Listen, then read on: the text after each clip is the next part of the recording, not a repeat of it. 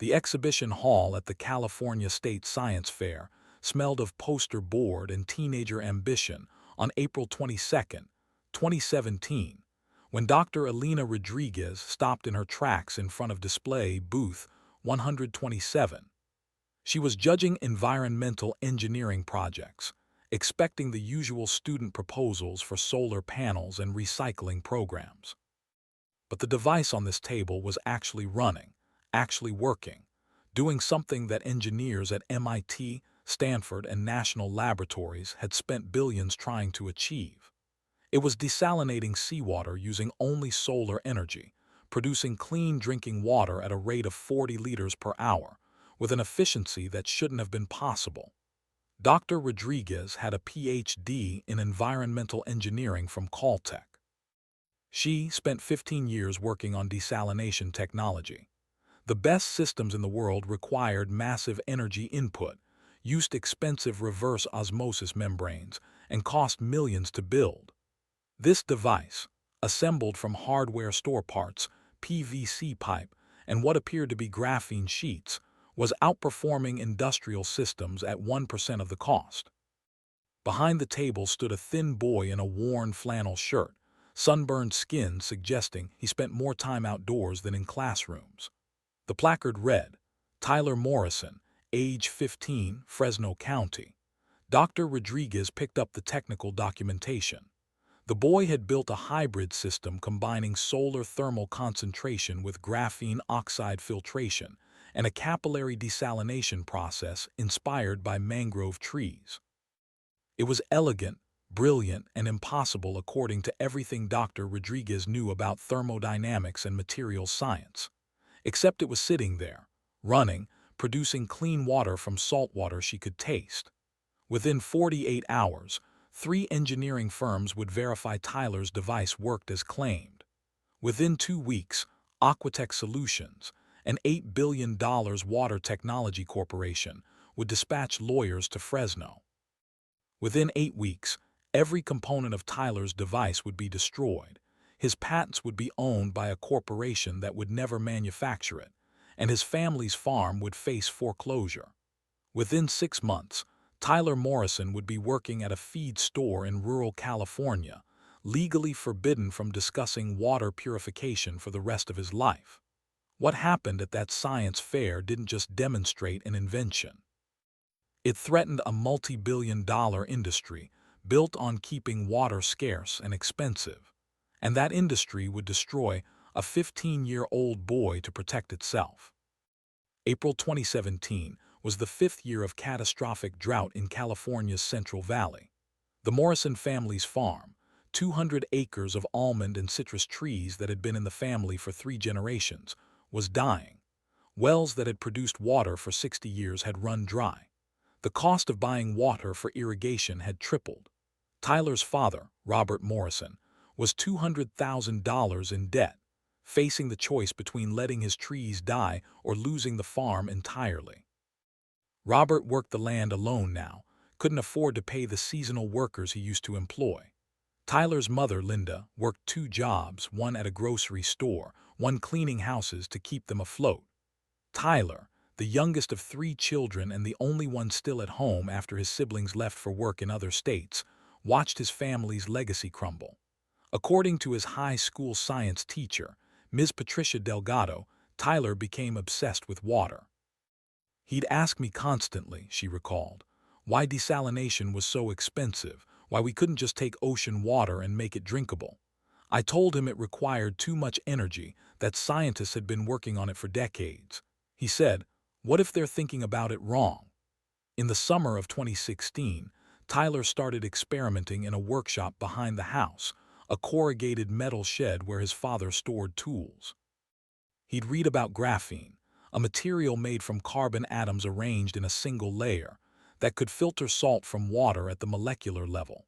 The problem was that graphene filtration still required high-pressure pumps, which needed energy, which made it expensive.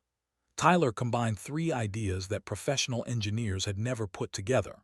First, he used solar thermal collectors, curved mirrors that concentrated sunlight to create heat, to evaporate seawater naturally. Second, he captured that vapor through graphene oxide filters that removed remaining salt particles. Third, he used a capillary action system inspired by how mangrove trees pull freshwater from saltwater through their roots, using the condensation process itself to create the necessary pressure gradient without pumps. He built his first prototype in September 2016 for under $200, using PVC pipes from Home Depot, mirrors salvaged from a bathroom renovation, and graphene oxide sheets he made himself using a process from a YouTube chemistry channel. The device didn't work initially. The solar collectors didn't generate enough heat. The graphene filters clogged. The condensation system leaked. Tyler spent 6 months iterating, testing, failing, rebuilding. By March 2017, he had a working prototype. He poured saltwater from the Pacific Ocean, collected on a family trip to the coast, into the input reservoir. 6 hours later, clean drinking water dripped from the output pipe. Tyler tested it with a conductivity meter borrowed from his school lab. The salt content was below EPA standards for drinking water. He'd done it. He'd built a desalination device that ran on sunlight alone, could be constructed for $200, and worked. Tyler entered the device in his regional science fair in March. He won first place. The judges, local teachers and engineers, were impressed but skeptical about his claims of efficiency. He was invited to the state competition in April. Tyler and his father drove to the California Science and Engineering Fair at the California Science Center in Los Angeles, the device carefully packed in the bed of their pickup truck. They set it up in the exhibition hall on April 21st. On April 22nd, Dr. Elena Rodriguez found it. After examining the device, Dr. Rodriguez asked Tyler to explain his methodology. Tyler walked her through the thermodynamics, the materials science, the biological inspiration from mangroves. He spoke with the clarity of someone who'd spent months obsessed with a single problem. Dr. Rodriguez ran calculations on her tablet. This shouldn't be possible. The energy requirements for desalination. Everyone assumes you need to force water through a membrane at high pressure, Tyler interrupted. But what if you let the sun do the work and just guide the process? Nature figured out how to desalinate water millions of years ago. I just copied the physics. Dr. Rodriguez called over 2 other engineering judges. They tested the device themselves, measuring input salinity, output purity, flow rate, energy input. Every metric confirmed what Tyler claimed. One of the judges, Dr. Marcus Chen from UC Berkeley, said quietly, "If this scales, it could change everything. Global water crisis, coastal desalination, irrigation in drought zones. This is revolutionary." Tyler won the grand prize that day, $25,000 and a trophy. But more importantly, his device caught attention. News crews covering the science fair filmed it. A video went viral showing clean water pouring from Tyler's device while he explained in his rural California accent that he'd built it to save his family's farm. Within 72 hours, the video had 5 million views. Within a week, Tyler had received emails from environmental organizations, university research labs, and 3 companies offering to help him develop the technology. Among those companies was Aquatech Solutions, a multinational corporation that designed and operated desalination plants worldwide. Aquatech's existing plants cost $500 million to build and required enormous energy input. They sold water to municipalities at high prices, justified by their necessary infrastructure costs. Tyler's device, which could be built for $200 and scaled affordably, would make their entire business model obsolete. On May 2, 2017, 2 men in suits arrived at the Morrison farm. They represented Aquatech Solutions and wanted to discuss Tyler's invention. Robert invited them into the farmhouse kitchen, where they sat at a worn table surrounded by unpaid bills. The lead representative, a lawyer named Gerald Marks, explained that Aquatech was very interested in Tyler's technology. "We'd like to acquire the rights to Tyler's design. We have the resources to develop it properly, conduct safety testing, bring it to market at scale. In exchange, we're prepared to offer $500,000 plus royalties if the technology is commercialized. Robert felt his chest tighten. $500,000. It would pay off the farm debt, save their land, give Tyler a future. What would we need to do? Sign over all intellectual property rights, provide complete technical documentation, and agree to a non-disclosure agreement during the development phase. Standard procedure. Tyler, sitting quietly at the table, felt uneasy. How long is the development phase? Mark smiled. Typically 5 to 10 years for a technology like this. We need to ensure it meets all regulatory standards, passes environmental testing, integrates with existing water infrastructure. But it already works. People need clean water now. We appreciate your enthusiasm, but real-world implementation is complex. We need to do this correctly. Robert signed the contract on May 4th. He didn't have a lawyer review it. He couldn't afford one. The $500,000 was wired to their account on May 8th. Aquatech sent a team to collect Tyler's prototype, all his documentation, his notebooks, even his computer with the design files. They were thorough and efficient. On May 15th, Tyler tried to post his design online. He'd kept a copy of his files and wanted to share the technology freely with people who needed it. He uploaded a detailed build guide to a maker forum, explaining exactly how to construct the device. Within an hour, he received a cease and desist letter via email from Aquatech's legal team. The contract Robert had signed included a clause that granted Aquatech exclusive rights to all current and future developments related to the technology, in perpetuity. Tyler was forbidden from sharing, discussing, or further developing his own invention. Any violation would result in forfeiture of the $500,000 and a lawsuit for damages. Tyler called Dr. Rodriguez, the judge from the science fair who'd been so encouraging. She'd given him her contact information, told him to reach out if he needed advice. "They've taken my design and won't let me share it," Tyler said. "What can I do?" Dr. Rodriguez sighed. She'd seen this before. "Tyler, I'm so sorry. These corporations have more lawyers than you have dollars to fight with. If you signed away your rights, there's no easy way to get them back. But people need this. We're in a drought. Other countries have no clean water. This could help millions." "I know. But Aquatech doesn't profit from solving the water crisis. They profit from managing it. Your device makes water too cheap, too accessible. That threatens their business model." Tyler felt sick. "So they'll never build it. They'll probably bury the patent. Maybe use elements of it in their own system someday, but they'll never manufacture something that would compete with their existing infrastructure." On May 20th, Tyler tried to rebuild his device to demonstrate it again, to prove it worked even without the original prototype. He went to the workshop behind the house where he'd built the first version. The workshop had been broken into. Every component, every piece of material he'd used was gone. The solar collectors smashed. The graphene oxide sheets taken. His tools scattered. A message was clear: stop trying. On June 3rd, Robert received notice from the bank. The farm's mortgage was being called in due to irregularities in payment history. Robert had never missed a payment. He called the bank. They claimed records showed he was 3 months behind. Records he'd never seen, payments he'd definitely made.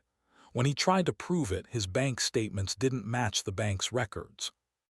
On June 10th, the Environmental Protection Agency announced that all new desalination technologies would require comprehensive environmental impact reviews before deployment, a process that typically took 7 to 10 years and cost millions. The announcement specifically mentioned concerns about unregulated graphene oxide release into water systems.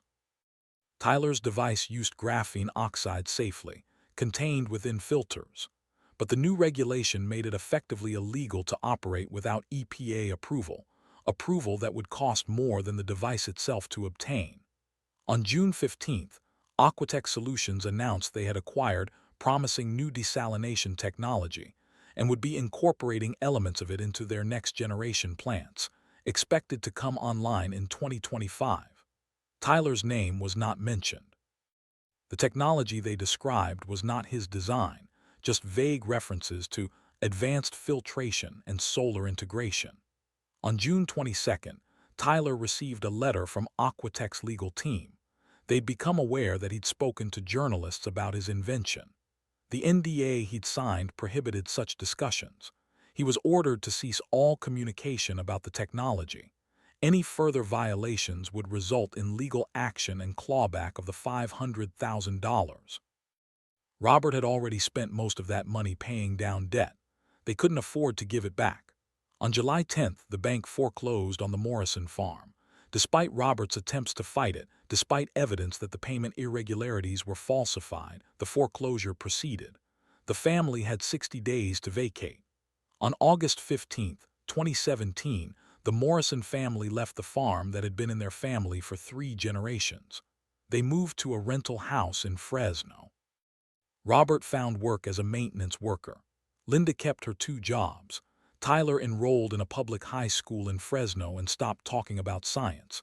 According to his new teachers, he barely participated in classes, did the minimum to pass, showed no interest in academics.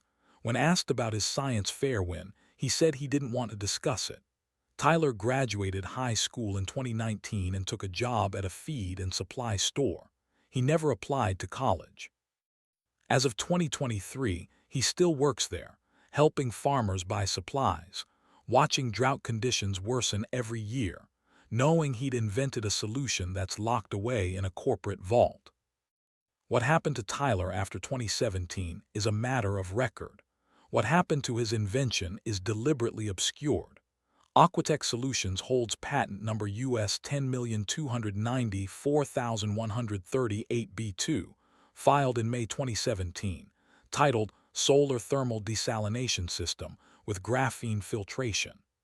The patent describes Tyler's device in complete technical detail. The patent's inventors are listed as 3 Aquatech employees who had nothing to do with the creation. Tyler's name appears nowhere. As of 2024, Aquatech has not manufactured a single unit based on Tyler's design. When asked by investors why not, executives cite technical challenges in scaling and regulatory complications. Neither is true. The technology works. They simply don't want to deploy it. Tyler's case was not isolated. In 1999, a Canadian engineer named Stan Mayer invented a water-powered car engine that could run on hydrogen extracted from water. He demonstrated it publicly. He died suddenly, and his patents were acquired by oil companies who never developed the technology. In 2008, a student named Boyan Slat designed a system to clean plastic from oceans efficiently. He was 16. His original design was copied by a corporate environmental group, heavily modified, and he was pressured into a partnership that gave them control. The efficient version was never deployed. In 2011, a researcher named John Canzius accidentally discovered that radio waves could desalinate water without heat or chemicals. He shared his discovery with the Navy and died of cancer shortly after. The research was classified. It's never been developed publicly. In 2014, a teenager named Cassandra Lynn developed a system to convert used cooking oil into biofuel for heating homes. Her system worked, cost almost nothing, and could help low-income families. She was featured in news, then her program mysteriously lost all funding. Corporate energy suppliers had lobbied against it. These cases span decades. Young inventors, often from non-wealthy backgrounds, creating solutions to global crises, only to have their work stolen, suppressed, or destroyed by corporations that profit from those crises continuing. This is not coincidence. This is business strategy. In 2020, leaked internal documents from Aquatech Solutions revealed emails from May 2017 discussing Tyler's invention. One email from CEO James Carver read, "This technology threatens our core business model. We must acquire and contain it. The patent will be valuable for defensive purposes, preventing competitors from developing similar systems. Do not, under any circumstances, allow commercial development." Another email from the VP of Strategic Planning stated, "Our revenue depends on water scarcity. Technologies that make water abundant and cheap are existential threats. Acquisition and suppression is standard protocol." They knew Tyler's device could help millions. They buried it to protect profits. Why was Tyler so dangerous? Because he threatened to solve a crisis that generates $600 billion annually in global water technology and treatment services. Water scarcity is profitable. Municipalities pay billions for desalination plants. Corporations sell bottled water for $2 per liter. Environmental organizations fundraise by highlighting the crisis. Agricultural regions pay premium prices for irrigation water. If Tyler's $200 device that runs on sunlight was widely available, that entire economy would collapse. Coastal cities could build small-scale desalination for their own use. Farmers could purify irrigation water affordably. Developing nations wouldn't need billion-dollar infrastructure loans. Clean water would become abundant, cheap, accessible. That's wonderful for humanity. It's devastating for corporations whose business model depends on water being scarce and expensive. Tyler wanted to save his family's farm and help people. For that generosity, his invention was stolen, his family was driven off their land, and he was legally silenced for life. The system protected itself by crushing a 15-year-old boy who dared to solve a problem that was too profitable to fix. You might think this is about one invention and one company. It's not. It's about an entire economic system built on maintaining crises rather than solving them. In 2021, a study found that 60% of patented green technologies are never developed, held by corporations that acquired them to prevent competition with existing products. In 2023, an investigation revealed that energy companies hold patents on over 1,000 renewable energy technologies that they've never implemented, keeping them off the market for decades. Right now, there are solutions to climate change, energy scarcity, water shortage, and pollution sitting in corporate patent vaults, never to be used because deploying them would hurt quarterly profits. Right now, there are young inventors creating solutions that could change the world, and corporations are watching, ready to acquire and bury their work.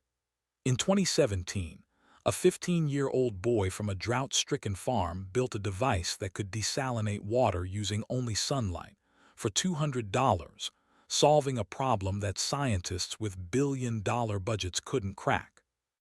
A corporation paid his family $500,000 to bury it, patented it under their employees' names, and made sure it would never help anyone.